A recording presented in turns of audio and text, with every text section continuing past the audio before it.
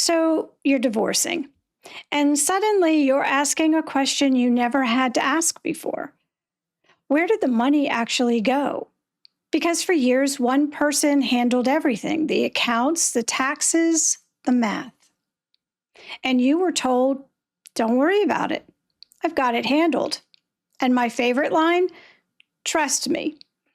And for a long time, you did, because marriage is supposed to be built on trust. But then divorce begins, and something doesn't add up. I've lived in that house for 20 years, and I had no idea where the money actually was. I hear that all the time. That's when the financial story starts to unravel. In many toxic marriages, financial control is quiet. No arguments, no big moments, just one person becoming the gatekeeper. They manage the accounts, they file the taxes, and they run the business. And over time, you lose visibility into the full financial picture because you were trusting.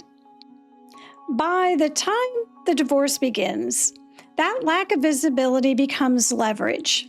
Suddenly, the business is losing money, accounts are empty, investments have declined, but the lifestyle doesn't always match the story. It's funny because money doesn't just disappear, it moves.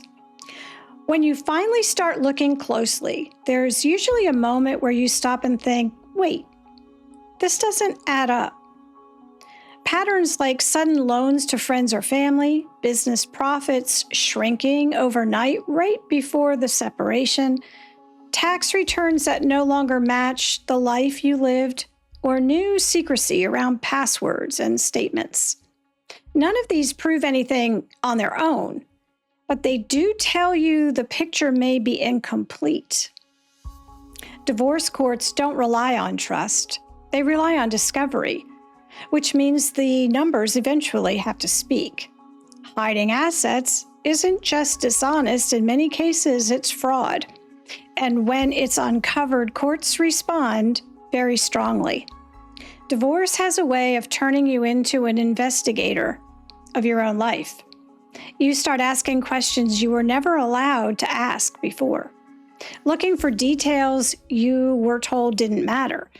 But when the story around the money stops making sense, the documents usually do. And today's truth bomb? Numbers leave footprints, and those footprints always lead somewhere.